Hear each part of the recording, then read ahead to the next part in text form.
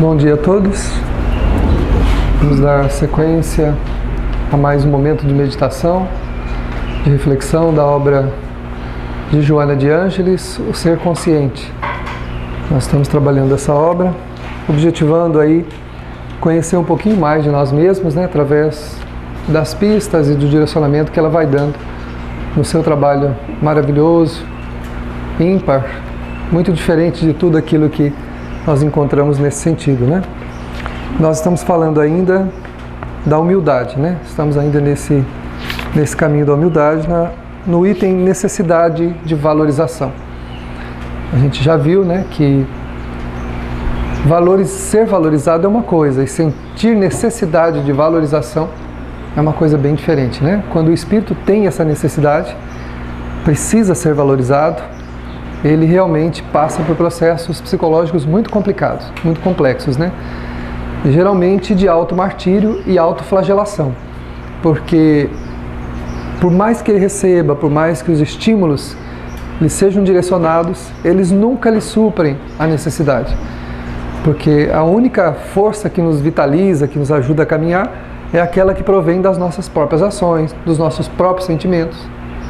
Nada que vier dos outros vai acrescentar muita coisa na gente, Claro que é bom conviver com pessoas agradáveis, com pessoas que façam o que a gente quer, com pessoas boas, mas isso é apenas uma questão de conforto, mas isso não planifica, não traz pra gente uma satisfação interior, que é aquela que faz com que a gente aceite a vida, enfrente os problemas, tente resolvê-los com uma força própria, E se porventura alguém resolver, pelo menos exteriormente, todos os nossos problemas, nem por isso a gente vai estar melhor do que está, E a gente estava vendo o item sobre a humildade, que é uma das conquistas difíceis de serem feitas, porém muito necessária, muito confundida com uma série de sentimentos.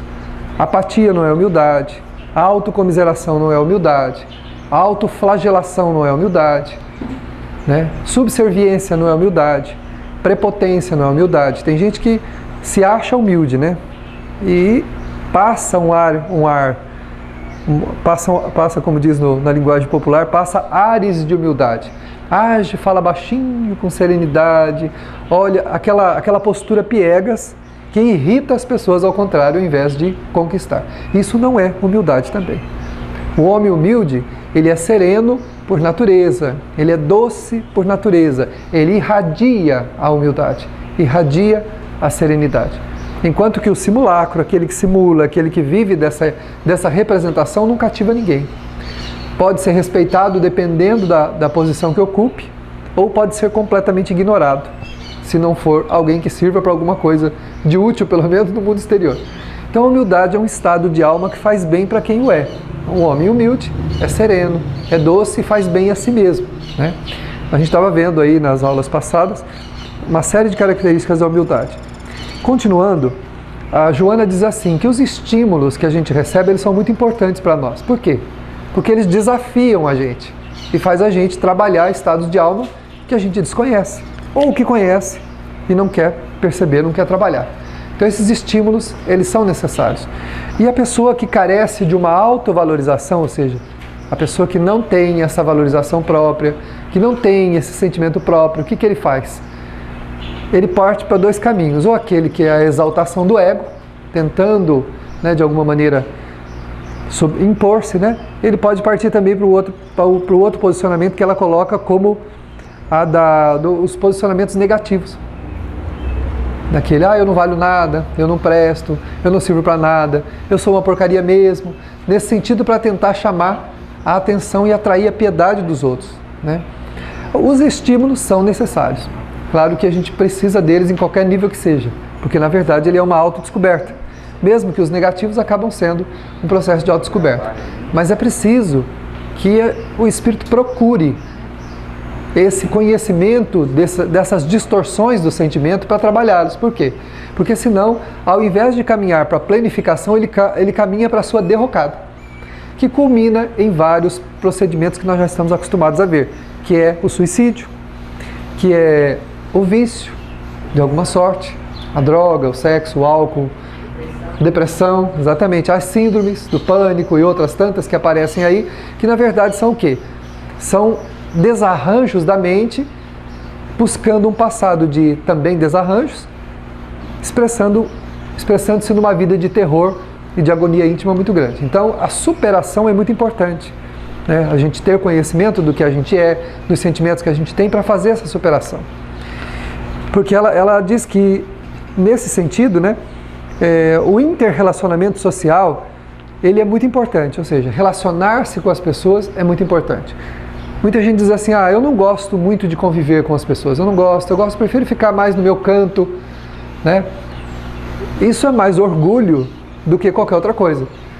É para a pessoa não ter que falar nada, para não se expor, para não ter que dar opiniões, né? Para não ser avaliado. Muita gente não gosta de ser visto e ser avaliado, né? A gente é avaliado constantemente. Quem nos observa nos avalia. Todo mundo vai tirando uma conclusão a nosso respeito à medida que a gente vai convivendo. Seja profissionalmente, seja na família, seja no círculo de amigos, na rua. Quando você vai passando, alguém te olha, ele tem uma impressão a seu respeito, né? É claro que é mais fácil se isolar, virar um ermitão, ir lá para o meio do deserto, para o meio do mato, das pedras, porque ali a gente não é avaliado, né? A natureza nos acolhe como a gente é. Ela não vai nos avaliar e muito menos vai nos ter opinião nenhuma a nosso respeito. Aí a gente quer o quê?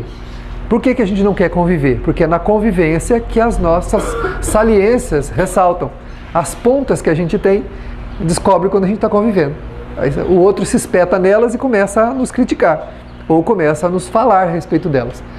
Ou quando a gente ouve uma opinião, ouve uma decisão, ouve um desejo, né? A gente é obrigado a refletir a respeito de si mesmo. E às vezes aquilo vai de encontro exatamente com o que a gente não quer. E a gente então não deseja essa exposição. Só que isso é ruim.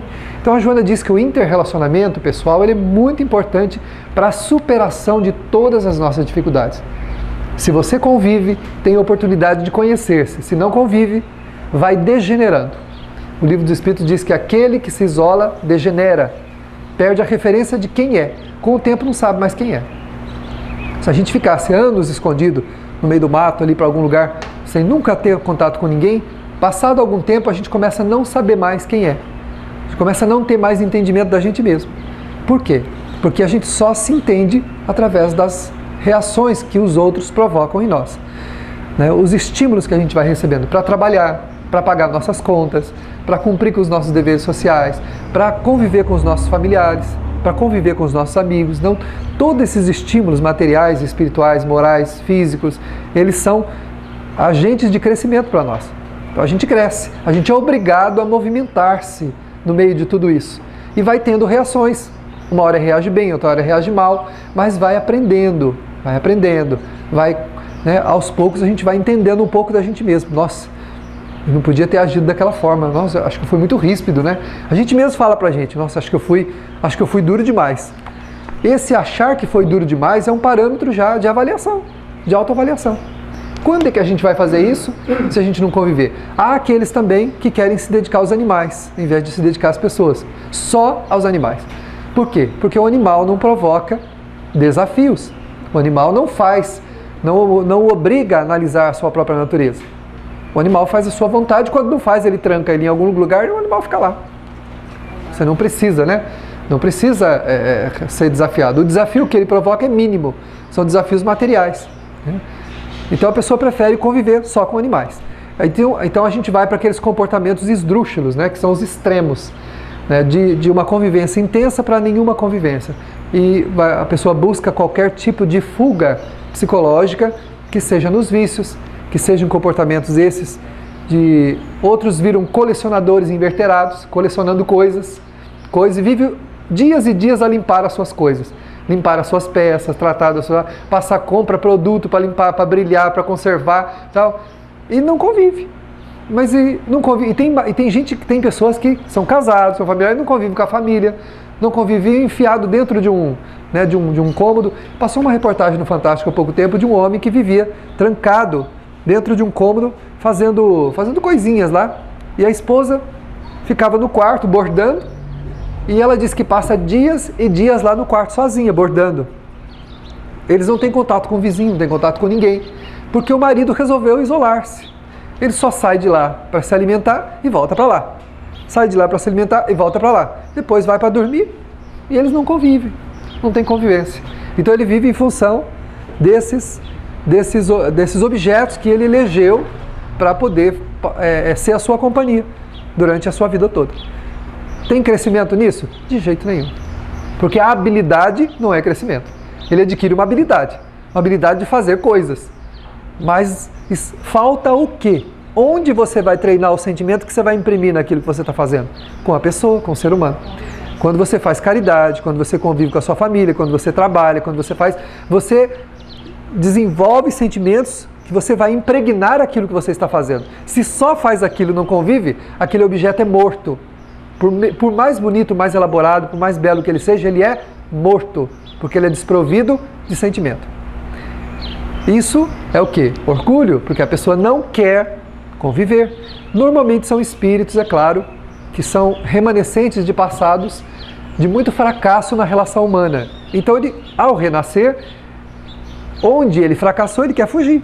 Bom, se eu fracassei no relacionamento humano, o que eu vou fazer? Eu vou me isolar. Agora vai dar certo. Agora o negócio vai dar certo, porque eu me isolo, não preciso conviver, não vou desenvolver nada, ninguém vai me desafiar e eu vou ficar lá quietinho no meu canto. Né? Agora, casou-se por quê, no caso dele? Porque tem necessidade de conviver, mas o orgulho é maior do que a sua necessidade. A falta da humildade, que é o reconhecimento do objetivo existencial, da necessidade de estar na Terra, de se adequar à convivência humana de uma maneira pacífica, tranquila, serena, de fazer essa troca amorosa e necessária entre o ser humano, que é o que a humildade promove. Sem isso, a pessoa não alcança o seu objetivo de vida. E vai ficando então tolhida e restrita a um ambiente próprio, que não vai proporcionar-lhe crescimento. Vai dar-lhe habilidade, né? Vai dar-lhe habilidade. Fica 20 anos enfiando linha na agulha, se torna um exímio, né, passador de linha. Né? Pega a agulha aqui em cima, ó, com o olho fechado e passa a linha. A primeira convivência que tem com o ser humano explode, né? Sai fogo, bota fogo no momento que está se relacionando com o outro. Quer dizer, adianta ser um exímio passador de linha? Não adianta. Tem uma peça que ele colocou lá, montou bela, né? uma bela peça de decoração, mas uma natureza morta, porque até mesmo as naturezas mortas podem ter sentimentos. Se você fizer um objeto e nele tiver sentimento, for o produto de um crescimento, de uma vida, de relacionamento com o seu semelhante, de luta para melhorar, aquele objeto que você construiu está impregnado do teu sentimento. Agora, se você não convive, é uma natureza morta mesmo, ela não tem nada. Você leva ela para casa, aliás, uma peça muito bela, feita por uma pessoa assim, ela não chama atenção. Chama à primeira vista, a pessoa passa, nossa, que bonito, e vai embora. Nunca mais olha para aquilo. Por quê? Porque não tem nada ali que faça essa correspondência emocional. Né? É o que nós comentamos uma vez que a benfeitora nos disse, o que há de você naquilo que você dá. Nós podíamos traduzir isso para aquilo, o que há de você naquilo que você faz. Né? Aquilo que você está fazendo, o que tem de você ali? Não tem nada? Para ter alguma coisa de você, você tem que estar se relacionando, tem que estar convivendo, tem que estar experimentando a relação humana, senão não tem jeito. Senão a gente não constrói nada. Não constrói, não produz. Você simplesmente se torna uma pessoa hábil em fazer alguma coisa. Aliás, os grandes matadores são hábeis. Hábeis em tortura, hábeis em fazer procedimentos que causam dor, que causam sofrimento, desprovido de qualquer sentimento. Sem sentimento. São hábeis, não são? E a gente pode, viu? Isolando-se, a gente pode se tornar uma pessoa cruel, uma pessoa neurótica, uma pessoa voltada para um profundo egoísmo que vai dominando a nossa natureza, tornando a gente uma pessoa, num sentido mais profundo, insensível. A insensibilidade é produto do orgulho, do egoísmo, da vaidade, da autoprojeção, da necessidade da autovalorização. Então, o espírito que precisa da autovalorização está a caminho da insensibilidade. Porque ele sempre quer colher alguma coisa de alguém, de algum lugar, de alguma coisa. Não produz nada por si mesmo. Da sua natureza não sai nada, porque ele não quer participar. Ou seja, é como se eu dissesse a mim mesmo, eu não quero participar da minha vida. Todo mundo vai fazer tudo por mim, eu vou eu vou organizar minha vida para que as pessoas façam por mim, mas eu não vou fazer nada. Eu vou permanecer no meu sentimento e, de preferência, vítima. Porque aí... de preferência vítima, né? Porque a vítima não precisa fazer nada. Eu sou vítima, então todo mundo vai fazer por mim, né? Gersi? Você está dizendo, você disse agora há pouco, que pessoas, quando ela se isola, ela perde a referência, né, de si mesma. Pode até levar à loucura. Me ocorreu agora, não sei se a maioria que assistiu aquele filme O Náufrago, sim. Não assistiu, valeria a pena assistir. O filme, né? O Náufrago. Ele estava a ponto de enlouquecer, que ele precisava conversar com alguém, né? Então o que ele fez? Ele achou uma bola, fez um desenho ali de uma face, né? O Wilson, né? Que ajudou a se manter vivo, né? Senão ele ia enlouquecer. Exatamente. Ele criou um personagem, né? Isso. Então, esse é um espírito que não tinha como objetivo existencial viver voltado para si mesmo.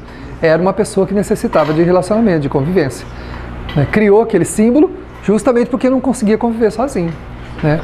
Porque esse é o objetivo da vida, né? A relação humana.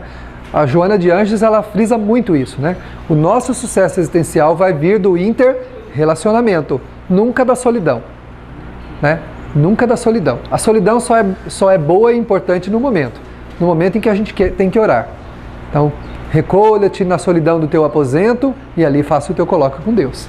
Essa é a solidão que a gente deve ter. A solidão da prece, do recolhimento, da necessidade de estar consigo mesmo para orar, para buscar Deus. Tirando esses momentos de meditação, de interiorização de algum sentimento, de autoavaliação, que é muito importante, pelo menos, um momento no dia, ou na semana, ou no mês, como a gente eleja aí, né? Tirando esse momento, todos os nossos momentos devem ser com o ser humano, com as pessoas. Até para a gente poder ser o quê? Útil, né? Diz o Livro dos Espíritos, qualquer ocupação útil é um trabalho. Então, até para a gente poder ser útil. Porque a nossa vida, ela foi constituída, ela foi desenvolvida como vida física na Terra, para a gente poder colaborar com o crescimento da gente, do mundo onde a gente vive e das pessoas. Então, ser útil é uma necessidade, não é uma obrigação e muito menos uma imposição. O espírito necessita ser útil e quando não é, degenera. Aí ele degenera. Ele vai declinando e vai se, ao invés de aproximar da sua natureza mais sublimada, ele vai se aproximando da sua natureza mais inferior, mais materializada, das suas enfermidades morais. Começa a adoecer. Por isso que adoece. Por isso que o Kardec fala assim, que aquele que se afasta do convívio humano, aquele que vive sozinho, perde a referência de si mesmo. Por quê? Ele vai se aproximando da sua natureza enfermiça, daquilo que ele tem de pior. Quando se relaciona, ele tem grande possibilidade de buscar o que ele tem de melhor. Reflexionando, ele vai buscando a sua relação melhor. Quando se isola, ele vai degenerando, partindo para o processo da escolha da solidão, né? Ele está escolhendo ser solitário. Então, é essa necessidade que a gente vai. Explica, por exemplo, aos grandes escritores, poetas que se isolam, por exemplo, o Hélio se isola um ano para escrever o livro dele. Então, ele não quer contato com ninguém. Não aplica. Existem espíritos... Você falou da natureza morta. Tem pintores que se isolavam um ano e meio, aleijadinhos, se isolavam. Então, mas só que... Sim, embora produzissem coisas belas, é necessário que se avalie, né? E eles devem ter feito essa avaliação no mundo espiritual, e nenhum de nós é apto para fazer essa avaliação, mas Deus deve saber. O que ela fala é o seguinte, normalmente, quem se isola dificilmente consegue produzir alguma coisa que ali esteja impregnado o sentimento dele. Agora, existem espíritos missionários que vêm para missões muito particulares e precisam isolar-se.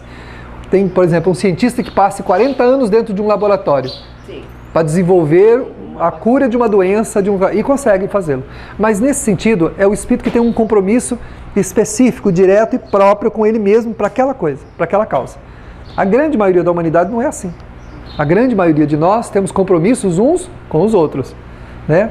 Então são pontos, são peças próprias, escolhidas, isoladas, mas esses espíritos vêm com essa missão de fazer isso, né? Mesmo assim, de alguma forma, acabam convivendo, né? E quando são esses, só que esses que fazem isso não são neuróticos.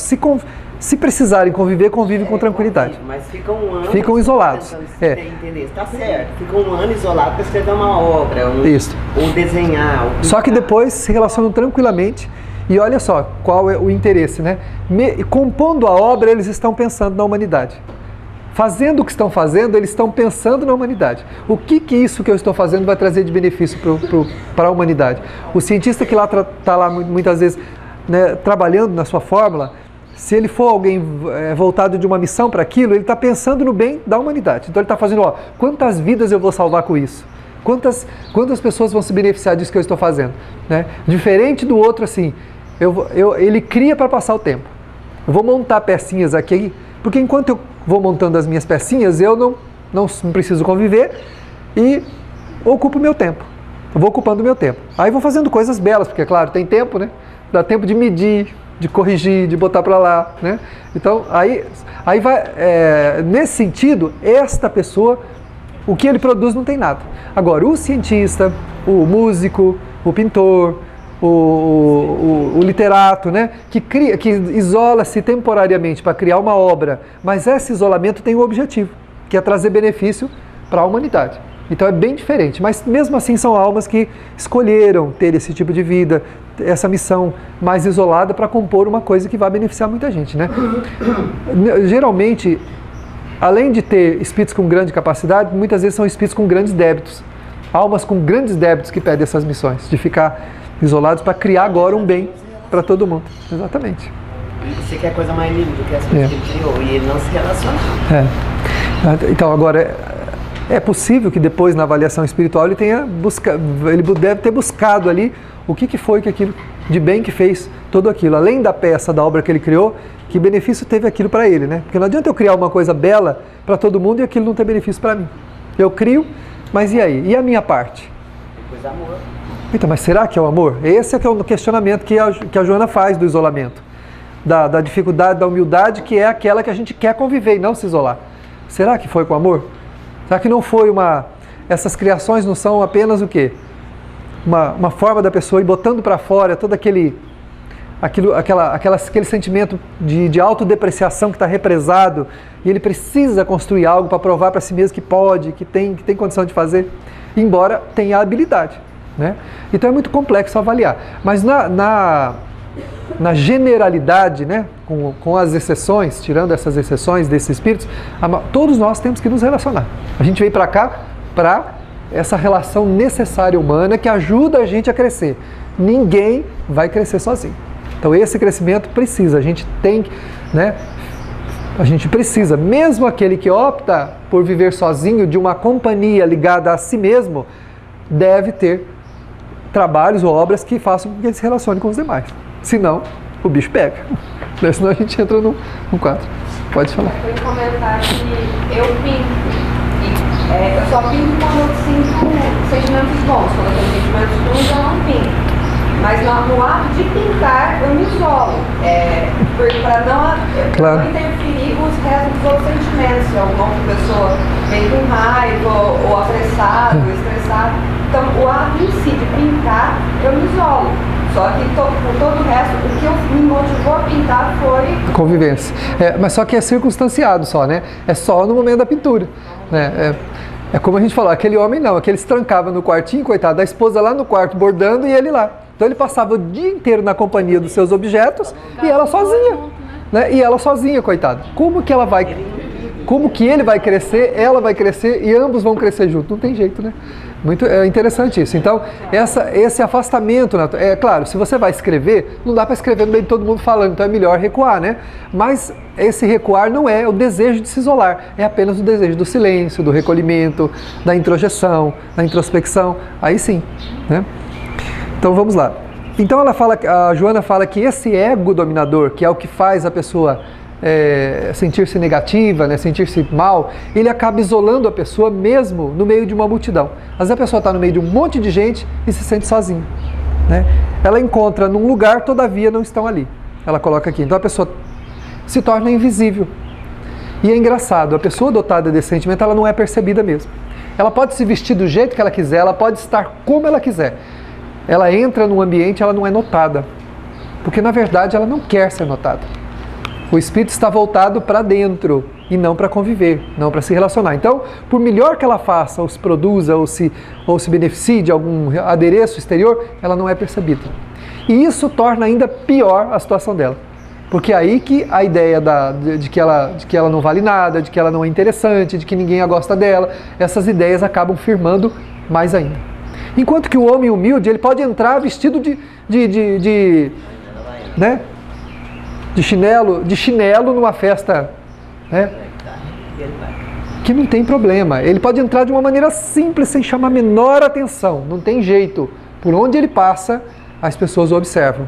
Porque essa irradiação própria do seu sentimento que ele nutre, né? Desse sentimento de autoproteção, de autodeterminação, faz com que as pessoas se sintam bem na sua presença. Por que as pessoas querem conviver com pessoas assim? Porque se sentem bem, se sentem acolhidas, né?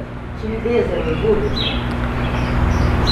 Porque às vezes a pessoa não se incomodou agora, né? Posso responder na próxima aula? Pois é, a próxima aula é sobre isso. Às vezes ela se isola com timidez, né? Pior que a próxima aula é sobre isso mesmo. Então. Segundo a Joana, e o trabalho dela é orgulho. Mas não é culpa de ninguém. Eu sou super tímida, apesar da profissão, apesar de tudo. É culpa minha? Você é tímida, mas se relaciona. Ah, claro. Então, Obrigada. ou seja, é um orgulho em transformação. Agora, o tímido que não se relaciona, esse é o orgulho próprio daquele que não quer a transformação. Então, todos nós somos orgulhosos, a gente não tem jeito. E quanto mais exacerbado é o orgulho, mais voltado para dentro é a pessoa. Embora ela projete-se sempre, queira aparecer, mas ela está sempre voltada para dentro de si mesma. A gente tem pontas desse sentimento, né? Eu acredito que não exista nenhum sentimento que a gente não tenha na nossa natureza. Eles não são exacerbados, é claro. Não é o orgulhoso, né? Aquele orgulhoso que olha para todo mundo dessa altura, assim, né? Com o nariz lá no teto. Não é esse orgulho. Mas o orgulhozinho, aquele orgulho que vai se imiscuindo nas nossas ações, todos nós temos. Por que a gente não quer se expor? Por que a gente é tímido? O que eu posso temer na minha relação humana? Sabe o que a gente teme? O julgamento. A outra pessoa. O que a outra pessoa vai achar de mim? É esse problema do orgulho, no sentido da timidez. A gente não deseja ser avaliado. O que será que a outra pessoa vai pensar a meu respeito? Então, a pessoa ela se esquiva, mas é o orgulho. Medo da avaliação, né? Medo da avaliação. Você imagina num lugar, imagine um ambiente, imagine vocês aqui, para ver quem tem essa coragem. 3.000 pessoas, um corredor estreito, né? Todas as pessoas sentadas, um palco lá na frente, esperando você entrar para passar no meio dessas 3.000 pessoas carregando uma pequena bandeja com um jarro d'água transbordando. E não derramar. Passar. Se você chegar no meio do salão sem que essa jarro caia, quebre, se molhe tudo, vai ser uma vitória. Raríssimas as pessoas nesse mundo que conseguem fazer isso com tranquilidade. Entrar de noiva da porta da igreja no altar tem 400 quilômetros? Entrar de noiva, né? Porque, sabe o que é isso? Qual é isso? O medo da exposição. Medo de que as pessoas descubram em realidade os nossos verdadeiros sentimentos, quem somos, o que na verdade representamos, né? Mas é um exercício, isso todo mundo tem. Todo mundo tem. Ninguém, não é esse ou aquele. Por mais que a pessoa aparente naturalidade, toda vez que eu vou à tribuna para falar, me dá um gelo, um frio na barriga sobre-humano. Parece que é a primeira vez que eu vou falar. Toda vez. Segundo os depoimentos de todos eles sentem. Os cantores, todos. Eu já ouvi várias entrevistas de vários deles, todos eles falam a mesma coisa. Que sentem esse frisson, essa sensação na barriga e tal. Segundo os comunicadores, né, as pessoas que dão cursos de comunicação verbal, diz que é importante esse friozinho. Porque você potencializa recursos. Se fosse muito natural, seria apático, a pessoa não... Entendeu? Subiria lá... ignorando a multidão, também não conseguiriam produzir muita coisa. Então esse sentimento, até certo ponto, ele é um combustível, ele ajuda a pessoa a produzir, né? A insegurança, o professor que entra na sala de aula inseguro da matéria que vai dar, ele sabe, mas é inseguro quanto a fazer a sua exposição. Isso ajuda ele a fazer uma boa exposição. Porque faz com que ele faça o quê? Que ele faça o melhor que ele puder. Então ele vai lutar para fazer o melhor. Aí ele faz bem. Se ele entrasse na sala de aula tanto faz quanto tanto fez, dificilmente produziria alguma coisa boa, né? Eu me lembro de no ginásio, uma professora que entrava na sala de aula sempre mascando alguma coisa. Não sei, acho que ela comia não sei se era chocolate ou alguma coisa que ela entrava mordendo, e ela olhava para a folha, olhava para a prova, olhava para a lousa, e olhava lá e tal, e ficava, daí um pouco ela ia para a lousa e começava, e escrevia, Você percebia no olhar de todos os alunos que não havia o menor interesse na presença dela ali. E como é uma matéria decorativa, eu tenho boa memória, eu tirava nota nas provas porque era uma matéria decorativa, mas muita gente ia mal. A maior parte dos alunos da sala ia mal. Porque se você precisa entender aquilo ali, você não entende, porque a pessoa mesmo, né?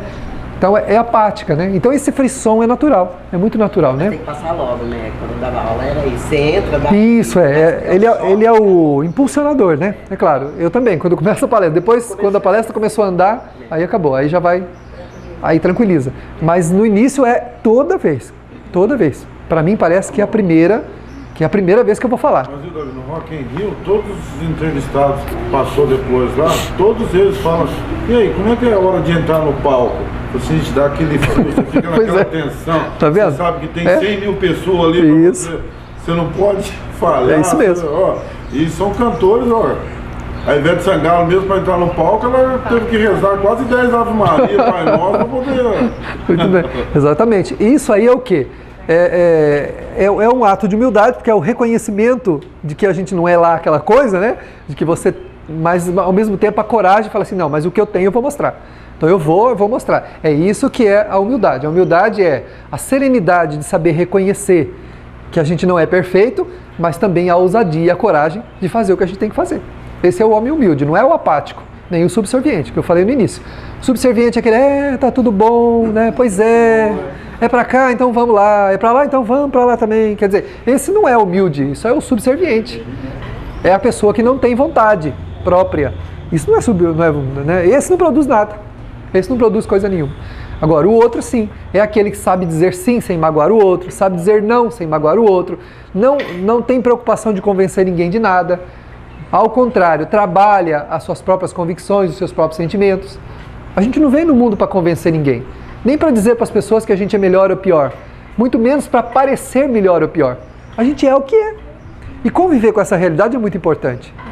Porque o Emmanuel fala que não é importante o que os outros acham a teu respeito, mas o importante é o que você acha a teu respeito. Então ele diz assim, o homem não se constrói ou se destrói pelo que os outros acham a seu respeito, mas pelo que ele acha a seu próprio respeito. Aí sim, o que você acha, se a pessoa te diz assim, você é uma porcaria, se você não acha isso, problema seu, essa é a sua opinião. Mas se você acha, ah lá, tá vendo? Ele se matou porque ela falou que ele era uma porcaria. Não, ele se matou porque ele realmente achava que ele era uma porcaria. Não foi porque o outro falou. Aí, então, o sentimento da gente é muito importante. Então, isso é humildade. É o auto-reconhecimento, nem para parecer melhor, nem para parecer pior, para ser o que a gente é. Para ter essa serenidade de caminhar entre as pessoas, sendo autêntico, sem ser grosseiro, sem ser duro, né?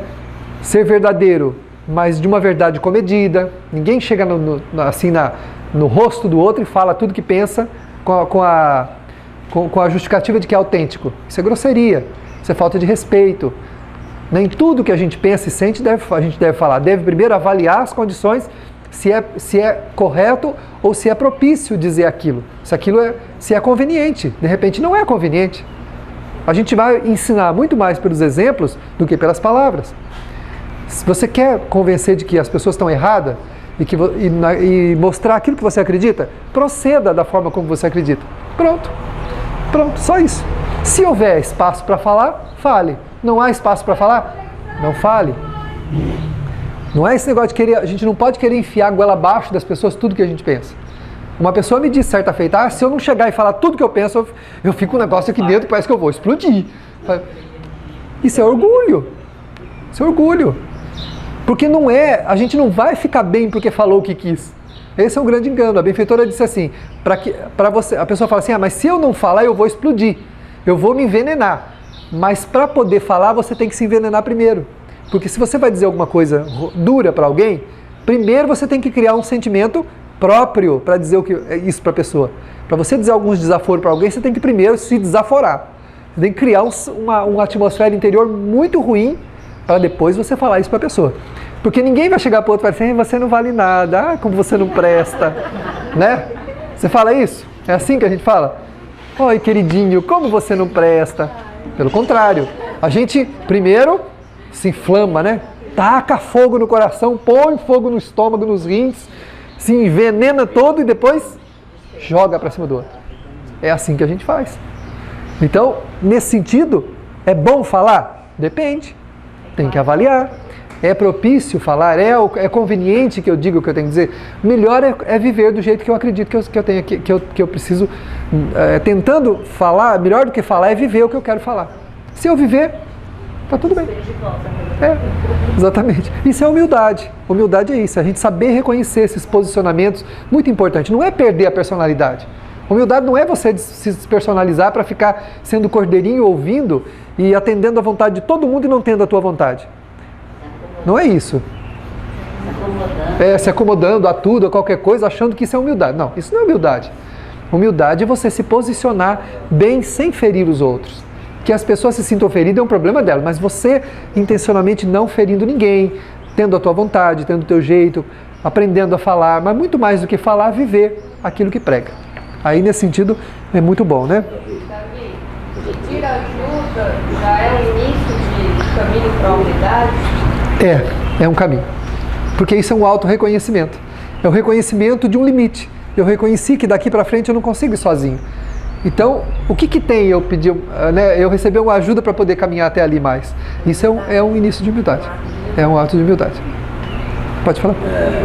No caso que eu conheço, a pessoa se isola dentro da casa, mas fora da casa não. Veja bem, dentro de casa, eu chego em casa, vai pro quarto, se isola ali, entendeu? Na rua, você fala, nossa, passa outra pessoa. Então, problema familiar, então. Mas é família não foi. Problema familiar, então.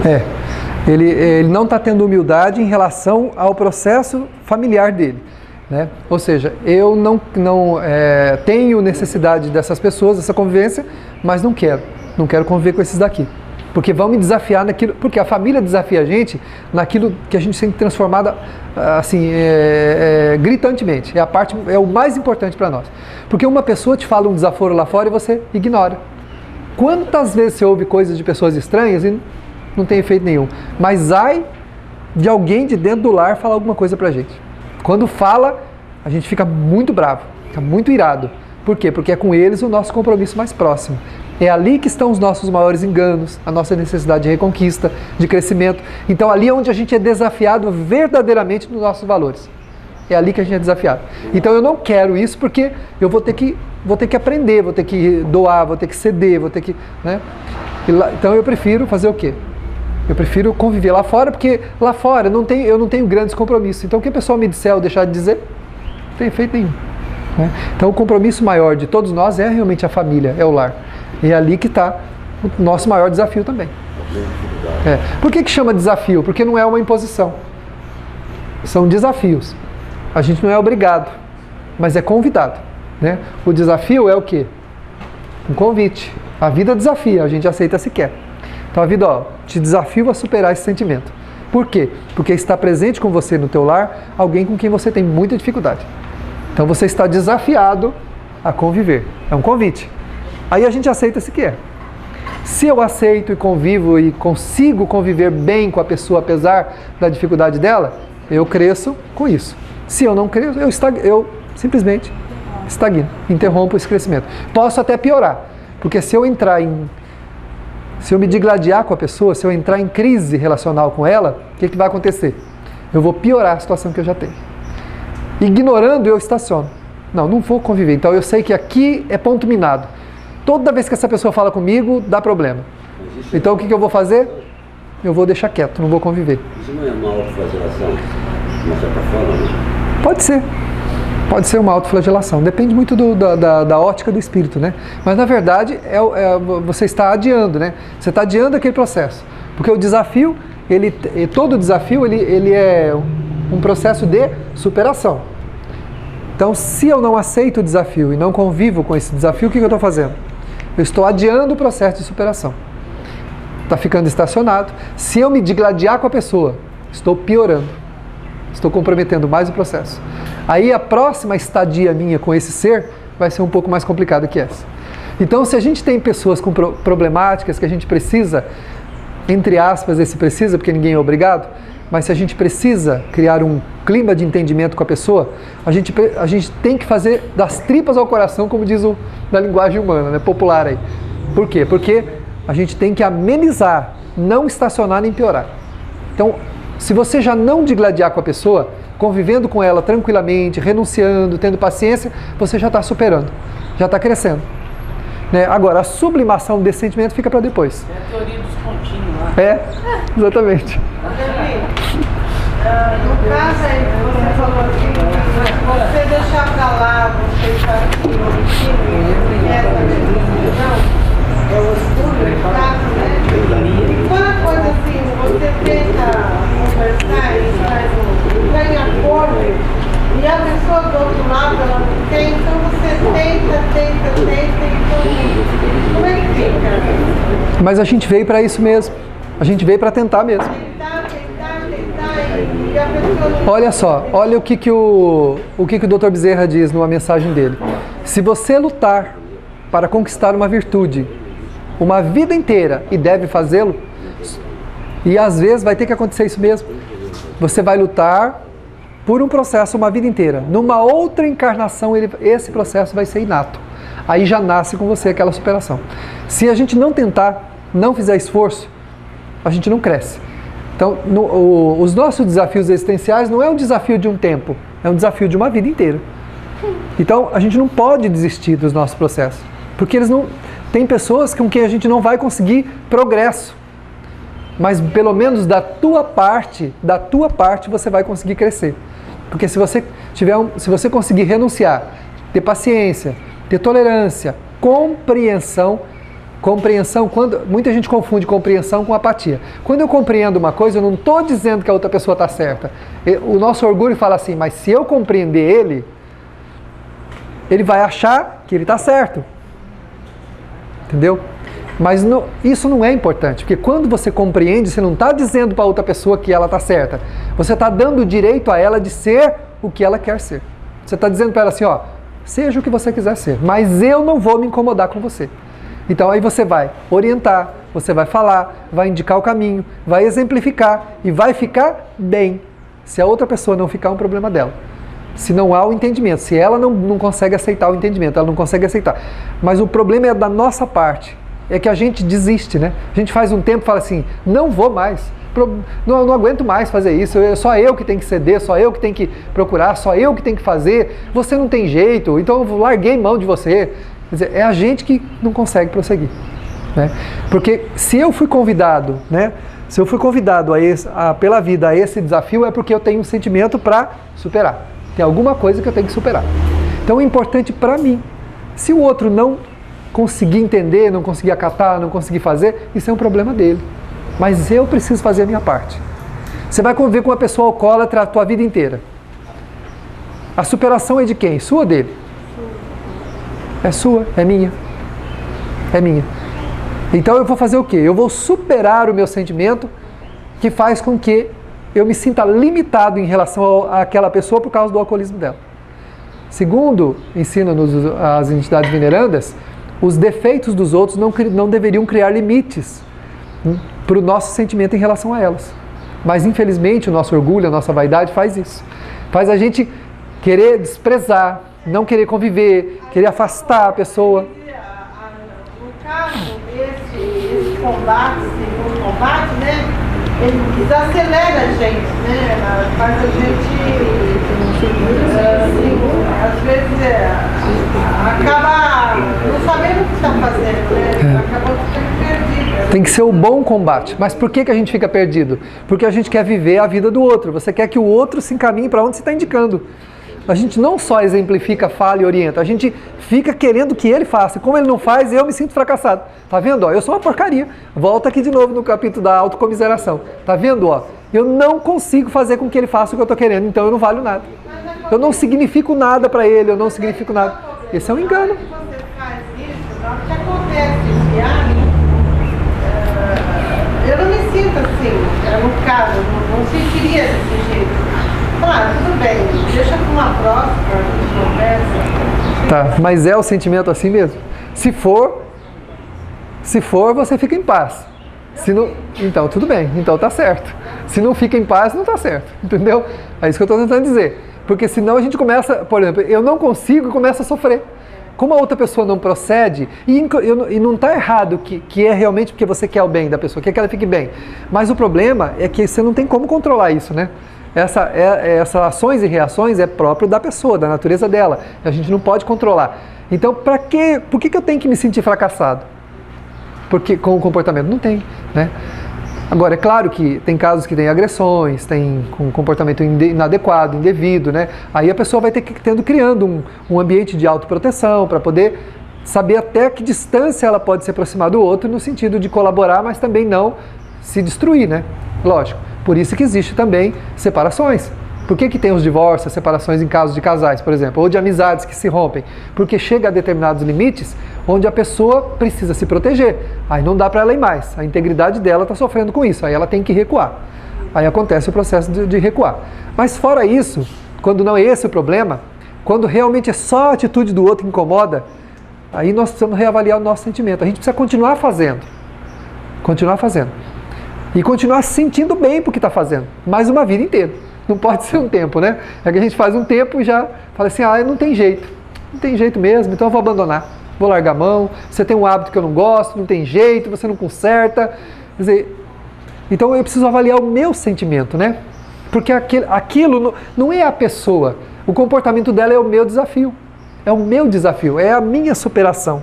Então eu preciso avaliar os meus sentimentos e ver até onde eu posso colaborar, continuar fazendo, continuar auxiliando, até que a pessoa decida, pelo sentimento dela, pela vontade dela, mudar. Que não depende da gente isso. Não depende. Pode falar. Tem um pensamento que eu não sei se veio agora na cabeça. Nem Deus muda a pessoa, ele dá a oportunidade da pessoa mudar, a gente também não pode se sentir mal de não conseguir alterar o comportamento. É porque ele faz isso conosco, né? Ou a gente acha que a gente não tem defeito, né? E Deus aceita a gente como a gente é. Alguém foi arrancado até agora da vida? Um raio caiu na cabeça e a pessoa foi embora? Se fosse, vocês estariam aqui como espírito, né? Eu estaria aqui como espírito, não como encarnado. E Deus não faz isso com a gente. Então, ou seja, Ele deixa a gente caminhar apesar do que a gente é ou tem. Então, as outras pessoas também, né? Se Deus aceita, se isso é uma coisa importante, porque às vezes a pessoa só vai reconhecer isso, gente, não é numa vida, não. Às vezes 2, 3 encarnações para ela despertar, né? Às vezes não desperta pelos exemplos, vai despertar por um processo doloroso, por um desafio intenso, muito grande, né? Muito grande. Eu tenho na minha família uma pessoa que, parente da minha mãe, do lado da minha mãe, acho que se eu não me engano é tia dela, alguém assim, que ela foi uma pessoa assim que se dedicou ao marido de maneira assim, muito intensa, sabe? Muito intensa. E ele sempre foi uma pessoa desregrada, com álcool, com aventuras fora do lar, tal, até que um dia ele pegou e simplesmente, desconsiderando o sentimento dela, foi embora.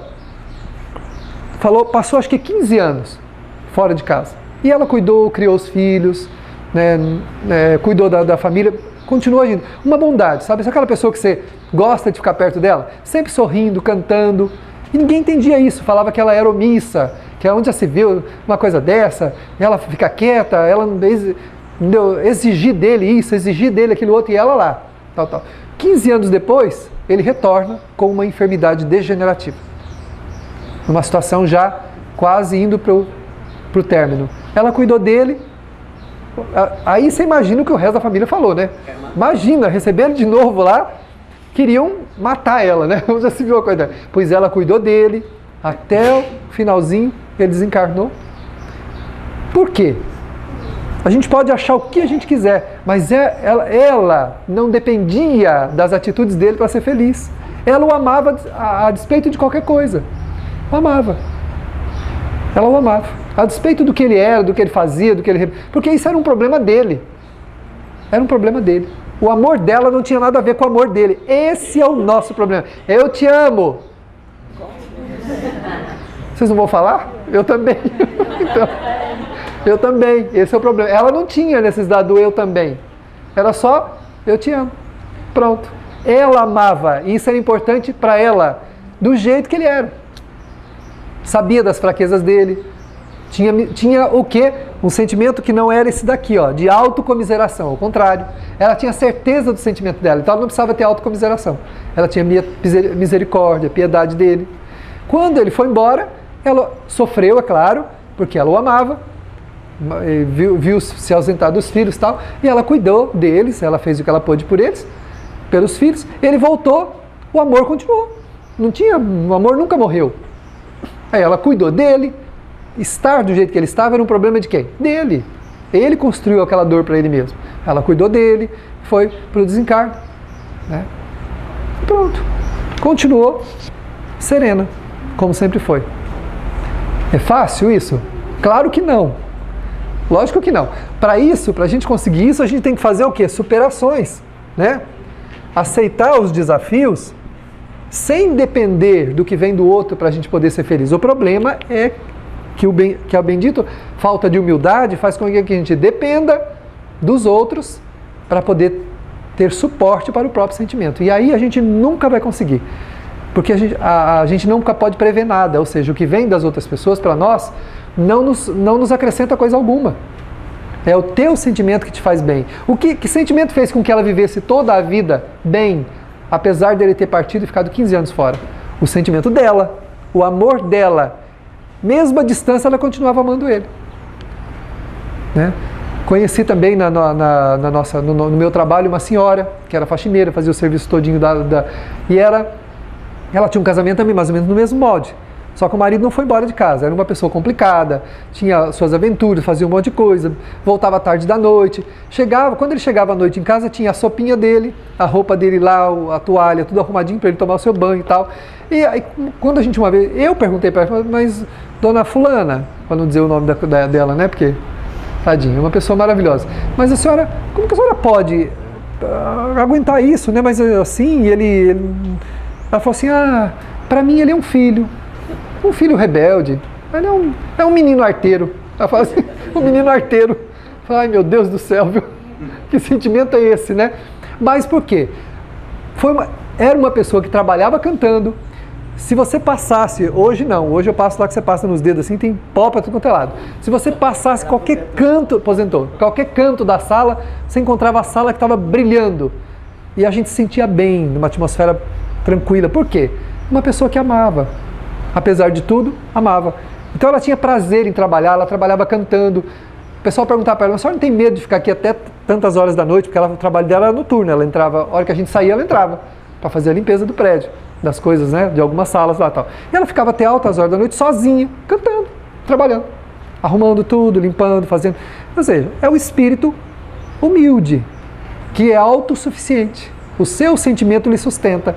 Não dependia dos sentimentos do marido, dos filhos, de quem quer que seja, para ser feliz. Quando a gente precisa da autovalorização, é porque nós não temos os sentimentos que nos sustentam. Falta-nos a humildade, que é esse sentimento que nós colocamos, né? Essa sua tia aí, ela ganhou muita perseverança. É perseverar nas relações que a gente está. Perseverar com aqueles com quem a gente está, que é muito difícil. Não estou dizendo, gente, que é uma receita e que a gente vai conseguir plenamente. Isso é um modelo. Isso é um modelo que o Evangelho nos dá. Né? Por isso disse Jesus, porfiai por entrar pela porta estreita. Não disse Jesus?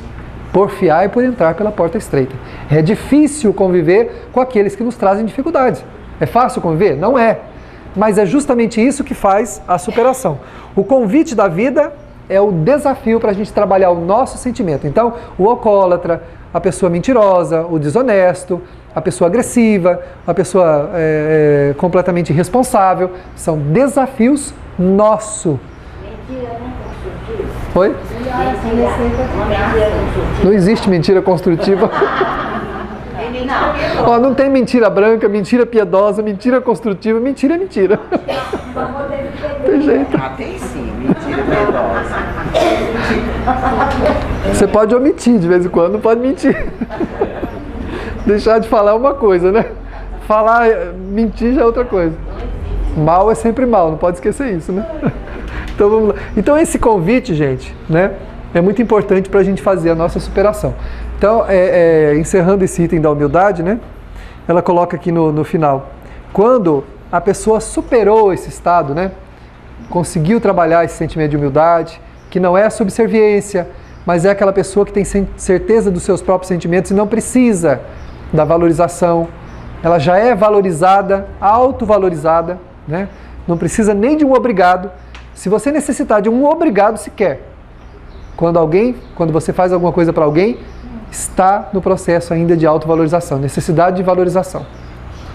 Está à busca da autovalorização, mas ainda está tendo necessidade da valorização, né? A gratidão é de quem tem que ser grato, não deve ser uma cobrança nossa. Se eu faço alguma coisa, o outro é que tem, se ele quiser, se ele achar devido, a gratidão é um processo dele. Mas quem necessita da gratidão já recebeu sua recompensa. Está lá no Evangelho, né? Se você precisa da gratidão, já recebeu sua recompensa. Então, a gratidão é alguma coisa, afeta a pessoa que recebeu. É um problema dela. E nós não podemos depender dessa valorização para se sentir bem. Senão, nós estamos no processo degenerativo da necessidade da valorização que nos faz mal. Então ela diz assim, que aquele que superou, se alguém diz, não gosto de você, ela diz, eu, no entanto, o estimo. Por mais que uma pessoa diga a você que não gosta de você, o teu sentimento não pode ser o mesmo dela apenas pela necessidade do reproche, né? De retorno, né? Se a pessoa fala, não gosto de você, ué, problema seu, mas eu gosto de você, né? Eu gosto. Não é eu também. Não é eu também não, né? No caso do eu te amo, a gente fala eu te amo, fica esperando eu também. No caso da pessoa autossuficiente, né? Daquele que tem a autovalorização, quando o outro fala, eu não gosto de você, ele fala, engraçado, eu gosto de você. Isso é um problema seu. Eu te admiro, né? Eu te admiro. Você pode não gostar de mim movido pelo seu orgulho, mas eu não tenho nada contra você, então eu gosto de você. Aí ela diz aqui no outro, né? Quando a outra pessoa fala, detesto-o, aí a pessoa vai responder, e eu, porém, o admiro, né? Então a admiração, o respeito que a gente tem pelos outros não pode estar condicionado a favores ou a alguma coisa que a gente está recebendo e de repente para de receber. Se a gente admira alguém por um trabalho, por alguma coisa que essa pessoa faça, e de alguma maneira a gente está se beneficiando disso que está acontecendo, se isso cessar, se a nossa admiração em relação à pessoa cair, então não era admiração. Não era. É que a maneira da pessoa agir, da forma de agir dela, estava nos valorizando. É um processo de valorização. Estava vindo para nós algum tipo de valorização que estava fazendo com que a gente se sentisse bem com o jeito da pessoa proceder, não com realmente o sentimento dela. Então a gente precisa trabalhar isso para não sentir isso, né? O fato de eu não ter uma vontade atendida não quer dizer que outra pessoa seja ruim por isso. De repente os meus caprichos fazem com que eu queira que as pessoas me atendam como eu quero. E porque a pessoa não atendeu, ela não é pior por isso. É só a minha visão, é só a minha ótica. E a pessoa tem o direito de não me fazer. A pessoa tem o direito. E quando a gente não consegue dar esse direito, quando não consegue entender que os procedimentos dos outros são muito próprios e que a gente não tem como controlar isso, e nós não dependemos disso para ser feliz, enquanto a gente não entender isso, a gente está necessitando de valorização, que é uma das coisas mais graves do nosso comportamento. A gente fica por aí tentando buscar compensações, né? Convivendo para ver se, né, se recolhe uma coisinha aqui, recolhe outra lá, esquecendo de construir. O bem que me faz bem não é o bem que eu recebo, é o bem que eu faço. Esse é o bem que me faz bem. O bem que eu recebo é temporário, é uma satisfação temporária, passa muito rápido. É um fogo de palha, né? Acende-se e de repente apaga. Mas o bem que eu faço fica onde? Gravado na minha natureza. Por isso disse Jesus, ama o teu semelhante como a ti mesmo. Ele não disse, espere ser amado, depois você ama. Ele falou, ama você. Sê tu quem ama. Quando a gente faz isso, a gente constrói dentro de si mesmo. Quando recebe, nem sempre. É só uma satisfação, um conforto momentâneo, que rapidamente se dilui e desaparece. Então a gente tem que construir. Porque a Joana de Ângela diz assim, se há alguém com quem a gente vai ter que conviver para sempre, é com a gente mesmo. Então aprenda a conviver com você mesmo. Aprenda a compreender-se, a aceitar os seus limites, a superar suas dificuldades. Aceite o convite da vida para os desafios para fazer a própria superação. Né? Deixar a ranzinzice, a dificuldade de perdoar, dificuldade de renunciar, trabalhar a doçura, a afabilidade, a bondade, a ternura. Por quê? É com esses sentimentos que nós vamos conviver para sempre. E quando a gente desencarnar no mundo espiritual, nós vamos estar sozinho conosco mesmo. No campo consciencial que nós criamos. O céu e o inferno é um estado de alma. É um processo que a gente vai projetar de dentro para fora. Não é um lugar para onde a gente vai. Nesse sentido, ir para uma colônia espiritual, um lugar bom, é só uma consequência do que já está dentro de nós. Porque não adiantaria nada você ir com o inferno dentro de você para uma colônia espiritual boa, para um lugar bom. O que aconteceria? A gente permaneceria no inferno lá. Então não adianta. É um estado de alma. O reino de Deus, disse Jesus, está dentro de vós. Então a gente tem que construir bons sentimentos, para que esses sentimentos criem um céu na alma da gente. E aí, quando a gente desencarna, a gente vai irradiar um campo mental, uma psicosfera, um campo consciencial onde a gente vai habitar. E aí, em qualquer lugar onde a gente esteja, lá ou cá, a gente vai estar bem. Então esse campo consciencial que a gente cria de bons sentimentos é o que nos faz bem. Não é o que vem dos outros. Não é a falta de alguém. Não é a falta de dinheiro. Não é a falta de recurso material. Não é a falta da saúde. Não é a falta de alguém que partiu. É a falta que a gente nos faz. A falta que eu faço a mim mesmo. E aí eu crio o quê? Necessidades e dependência. Então eu preciso da presença do outro. Eu preciso do que vem do outro. Eu preciso do que a vida tem que me dar. Aí eu não consigo ser feliz.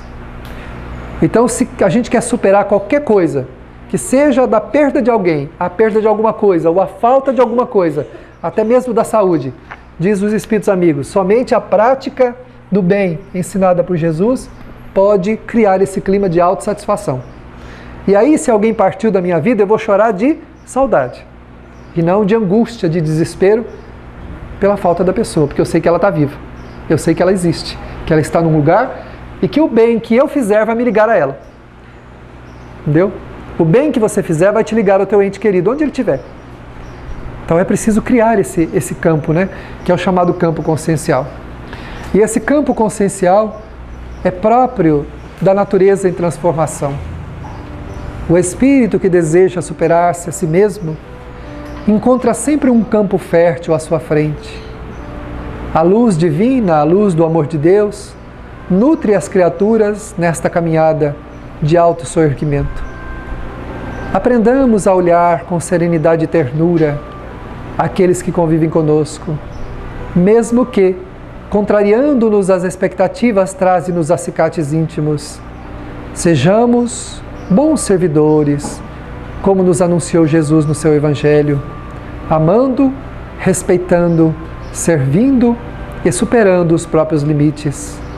A caridade é o caminho sublime de transformação e realização emocional.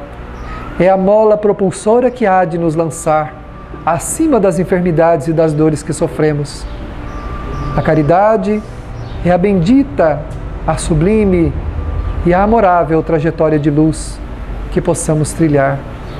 Que Jesus nos abençoe, nos conceda o esforço, a luta, a determinação para buscarmos esse caminho de entendimento, para valorizar os nossos sentimentos e para amar as pessoas como elas são. Fica conosco, Jesus, amparando-nos, hoje, agora e sempre. Muita paz.